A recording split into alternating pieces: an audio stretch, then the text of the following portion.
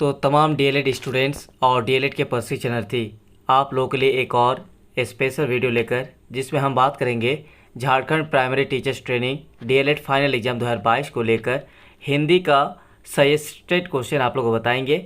यानी ऐसा क्वेश्चन जिनकी मदद से आप अपना डीएलएड फाइनल एग्ज़ाम्स में बेहतर स्कोर कर सकते हैं। तो इससे पहले आप लोगों को फाउंडेशन पेपर चारों बता दिए हैं और इस वीडियो में हम आपको हिंदी पेपर्स के लिए आपको कौन कौन सा टॉपिक्स और क्वेश्चन अपनी प्रिपरेशन में शामिल करना है उसके बारे में बताएंगे।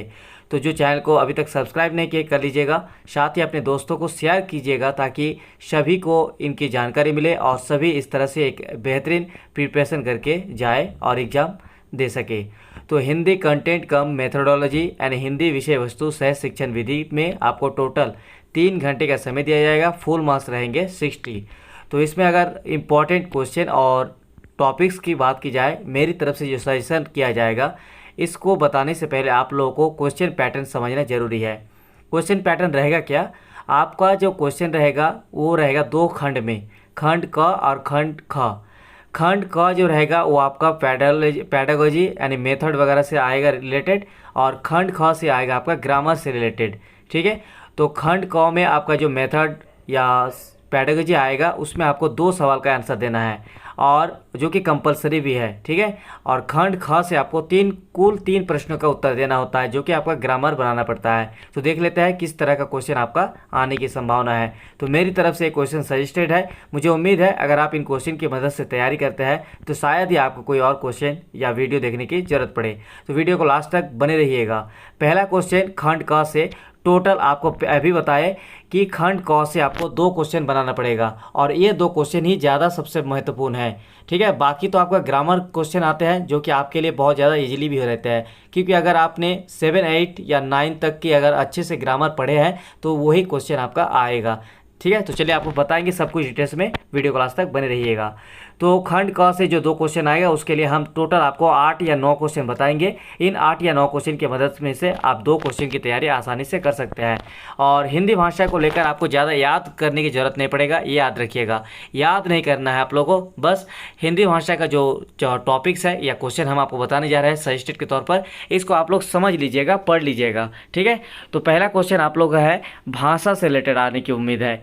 भाषा जैसे आ जाएगा आपका कि भाषा से आप क्या समझते हैं, इनकी परिभाषा लिखिए। या फिर आ सकता है कि भाषा से आप क्या समझते हैं, भाषा का स्वरूप या इनके रूपों का वर्णन करें, या फिर इनके उद्देश्य क्या है। ये क्वेश्चन आने की संभावना है, पहला नंबर। दूसरा नंबर क्वेश्चन में आपका बता दें मातृभाषा से रिलेटेड भी आ सकता है, जिसमें आपका मातृभाषा के बारे में सामान्य परिचय पूछ लेगा और साथ ही इसका परिभाषा या फिर महत्व या फिर उद्देश्य, ये भी आप लोग टॉपिक्स को कवर करके जरूर जाना है। ठीक है, क्वेश्चन नंबर 3 में अगर बात की जाए तो झारखंड की किसी क्षेत्रीय भाषा का सामान्य परिचय और वर्णन। देखिए झारखंड में क्षेत्रीय भाषा जितने भी है, ठीक है, उन सभी क्षेत्रीय भाषा का जो है आपको सामान्य परिचय लिखना है। और ये भी आ सकता है कभी कभी कि झारखंड के किसी एक क्षेत्रीय भाषा के बारे में आपको डिटेल्स में लिखना होता है। तो कोई भी आप एक क्षेत्रीय भाषा के बारे में अच्छे से जान लीजिएगा। जैसे मान लीजिए खोटा हो, मुंडारी हो, संथाली हो, या फिर बंगाली हो, उड़िया हो, जो भी क्षेत्रीय भाषा है उनके बारे में आपको क्या करना है कि उसके थोड़ा सामान्य परिचय और उसके बारे में थोड़ा सा जान लेना है। बस उसको जाकर एग्जाम में लिखना है। ठीक है, तो मिनिमम भी इसमें भी आपको मिनिमम जो है 3 पेजेस लिखना है मैक्सिमम, और आपके लिए अच्छा रहेगा 4 पेजेस भी लिख सकते हैं, तब आपका रिजल्ट और आपका स्कोर अच्छा रहने की उम्मीद है। क्वेश्चन नंबर 4 मेरी तरफ से सजेस्टेड रहेंगे राष्ट्रभाषा हिंदी को लेकर। देखिए राष्ट्रभाषा हिंदी को लेकर क्वेश्चन जो है ये थोड़ा इम्पॉर्टेंट है, क्योंकि इससे रिलेटेड कई बार क्वेश्चन देखने को मिलता है। तो अभी हम आपको सजेस्टेड के तौर पर जो क्वेश्चन बताने जा रहे हैं उसमें राष्ट्रभाषा हिंदी के शिक्षण उद्देश्य और सामान्य परिचय, यानी राष्ट्रभाषा हिंदी के शिक्षण उद्देश्य क्या होगा और इसका सामान्य परिचय लिखने के लिए आवश्यकता है। क्वेश्चन नंबर 5 मेरी तरफ से सजेस्टेड रहेगा गद्य शिक्षण और उनके विधियों का वर्णन, या फिर पद्य शिक्षण और उनके विधियों का वर्णन। इन दोनों में से आपको अथवा करके दिए, गद्य शिक्षण और उनके विधियों को आप लोग जान लीजिएगा और साथ ही पद्य शिक्षण और उनके विधियों को भी जान लीजिएगा। गद्य मतलब हो गया आपका कहानी शिक्षण और पद्य शिक्षण मतलब हो गया आपका कविता शिक्षण। तो कविता और कहानी से रिलेटेड ये क्वेश्चन आ सकता है, साथ ही इनका विधियों का वर्णन भी पूछ सकता है। तो आप लोग इसको तैयारी करके जाना है। अगला क्वेश्चन की बात की जाए मेरी तरफ से सजेस्टेड के रूप में, तो वो रहेगा हिंदी भाषा का पाठ पढ़ाने हेतु किन किन शिक्षण सामग्रियों का प्रयोग किया जाए। तो इसके बारे में भी सवाल आता है, तो आप लोग इसको करके जाना है। तो ये क्वेश्चन सिर्फ और सिर्फ सेशन 2019-21 के लिए जो अभी फ़िलहाल फाइनल एग्जाम देने जा रहे हैं मेरे द्वारा सजेस्टेड किया हुआ है। अगर आप अपने से तैयारी कर रहे हैं तो अच्छी बात है, बहुत अच्छी बात है। ठीक है, आप अपने से अच्छे से तैयारी कीजिए, लेकिन साथ में आप इन क्वेश्चन को भी जरूर कवर करके जाइएगा। मुझे उम्मीद है इन क्वेश्चन में से आपको अच्छा खासा हेल्प देखने को मिलेगा। ठीक है, फिर जब ये आपका एग्जाम कंप्लीट हो जाएगा तो आप लोग वापस इस वीडियो को खोलिएगा, जितने भी आपको इंपॉर्टेंट क्वेश्चन बताने जा रहे हैं उन सभी को। ठीक है, तो उनके बाद आपको करना क्या है, उन क्वेश्चन को इस वीडियो में आपको कमेंट करके करना है कि इस वीडियो में कौन कौन सा क्वेश्चन आया हुआ है। अगला क्वेश्चन, भाषा शिक्षण की विभिन्न विधियों का वर्णन। यहाँ पे हम आपको टोटल 10 विधि बता दे रहे हैं और 10 के बारे में आपको थोड़ा सा यहाँ पे आंसर भी बताने की कोशिश करेंगे, तो पूरा वीडियो देखिए और सुनिए। पहला बात कि भाषा शिक्षण की विभिन्न विधियाँ, इस बार आपके लिए बहुत ज़्यादा इम्पॉर्टेंट होने वाला है। मेरे ख्याल से ये आपके लिए VVI यानी वेरी वेरी इंपॉर्टेंट क्वेश्चन होने की संभावना है।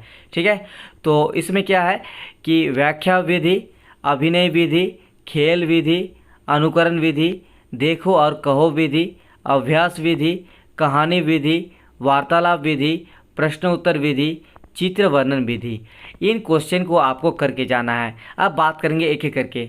देखिए इसमें आपको विधियों के बारे में लिखने के लिए अगर आएगा तो देखिए हम शॉर्टकट में आपको बताते हैं, बाकी आप पढ़ लीजिएगा। इसको याद करने की ज़रूरत ही नहीं पड़ेगा आपको, ये अपने आप लोग इसको समझ कर इसको बस लिखना है। ठीक है, पहला है व्याख्या विधि। व्याख्या विधि ऐसी विधि होती है जिसमें हर एक चीज़ों को वर्णन करते हुए पढ़ाया जाता है। तो भाषा जब शिक्षण देंगे आप स्टूडेंट को, बच्चों को, तो उसमें जब व्याख्या करेंगे यानी वर्णन करेंगे तो इस विधि को बोला जाता है व्याख्या विधि। कोई भी एक टॉपिक है उसको व्याख्या कर रहे हैं, वर्णन कर रहे हैं। उसके बाद है अभिनय विधि। अभिनय विधि मतलब हो गया आप भाषा शिक्षण दे रहे हैं तो उसमें आप अभिनय यानी एक्टिंग करके पढ़ा रहे हैं, तो उसको बोलते हैं अभिनय विधि। अगला हो गया खेल विधि। जब आप बच्चों को खेल खेल के माध्यम से पढ़ाते हैं तो हो गया खेल विधि।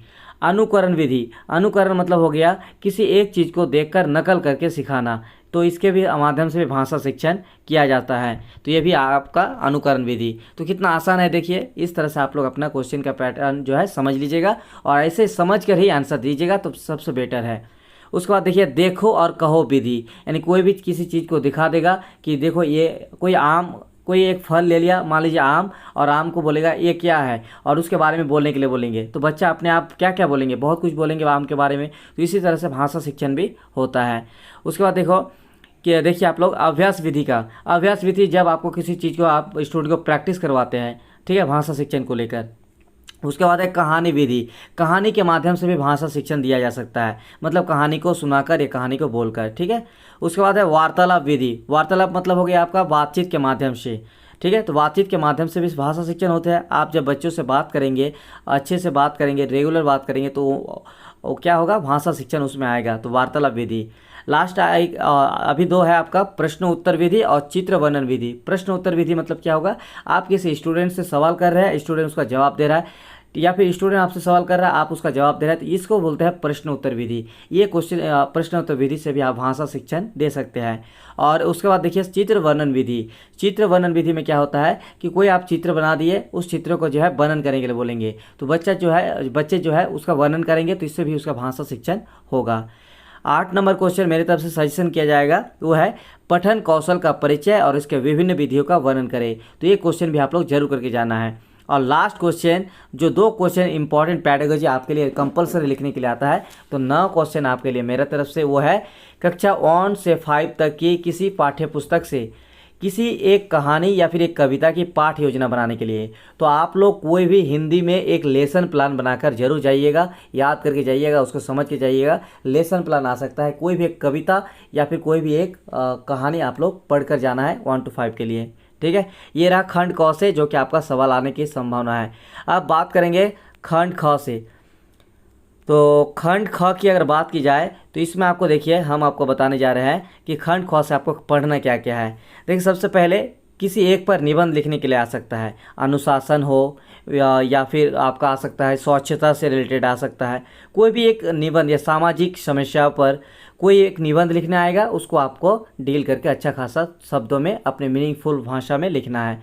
उसके बाद है किसी को पत्र लिखना ये भी आ सकता है। मान लीजिए छोटे भाई को पढ़ाई से रिलेटेड, या मम्मी पापा को पैसा के लिए, या अपने दोस्त को पिकनिक का आनंद लेने के लिए, बहुत तरह से आपको यहाँ पर लेटर पूछा जा सकता है, या फिर विद्यालय में छुट्टी लेने के लिए।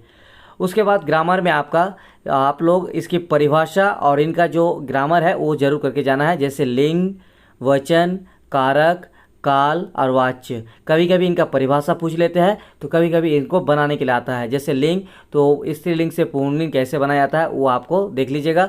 वचन भी एक वचन से बहुवचन ये भी आ जाता है कभी कभी बनाने। परिभाषा तो आ सकता है, साथ ही आपका ये भी आ सकता है बनाने के लिए। कारक की परिभाषा भी आ सकता है, कारक के कितने भेद है, इस तरह सवाल भी आ सकता है। काल से आप क्या समझते हैं, काल के भेदों का वर्णन करें। या फिर लास्ट में वाच्य, तो यह आप लोग जरूर करके जाना है। चौथा नंबर में आपको हम सजेशन करेंगे मुहावरा और कहावत। ये आप लोग देख के जरूर जाना है। मुहावरों और कहावत से भी क्वेश्चन देखने को बहुत बार मिलता है। अगला क्वेश्चन की बात की जाए तो मेरी तरफ से रहेगा वो है संधि विच्छेद। किसका रहेगा सर? संधि विच्छेद का रहेगा। देखिए संधि विच्छेद के बारे में आपको बता दें, संधि विच्छेद से ज़्यादातर क्वेश्चन आपको संधि का विच्छेद करना आता है या फिर जोड़ने के लिए आता है। तो संधि विच्छेद करके आप लोग जरूर अभ्यास करके जाइएगा, प्रैक्टिस करके। और सबसे इम्पॉर्टेंट अभी भी लगा लीजिए इसको, इस बार आने की बहुत ज़्यादा संभावना है, वो है समास। समास में आपको पढ़ना क्या क्या है, समास के भेद पढ़ लेना है और हर अलग अलग भेदों की परिभाषा भी पढ़ के जाना है। और समास विग्रह कैसे किया जाता है और उसका जो है समास विग्रह का नाम ये पूछ सकता है आपका। तो समास से क्वेश्चन आने की संभावना बहुत ज़्यादा रहेगा। अगला क्वेश्चन है क्वेश्चन नंबर 7, पर्यायवाची शब्द। ये क्वेश्चन आप लोग जरूर करके जाना है। 2 या 3 मतलब आपको लगभग 10 क्वेश्चन या 8 क्वेश्चन दे देगा, बोलेगा कि इनका पर्यायवाची शब्द बनाओ। ठीक है, जैसे मान लीजिए आँख दे दिया तो आँख का आपको 2 पर्यायवाची शब्द बनाना है, नयन, चक्षु। ठीक है, इस तरह से हो गए नेत्र। तो इसी तरह से आपका और भी आ सकता है क्वेश्चन, जैसे मान लीजिए पानी, नीर, अमृत। इस तरह से आपको पर्यायवाची शब्द बनाना आता है। और लास्ट आपका शब्द और उनका भेद, ये क्वेश्चन आप लोग करके जरूर जाएंगे। तो शब्द और उनके भेद से भी सवाल आते हैं। तो like, share and subscribe please. And आप लोगों से बस इतना ही रिक्वेस्ट रहेगा, चैनल को सब्सक्राइब कर लीजिएगा और अपने दोस्तों को शेयर कर दीजिएगा। मिलते हैं एक और इसी तरह से वीडियो के साथ, तब तक के लिए शुक्रिया।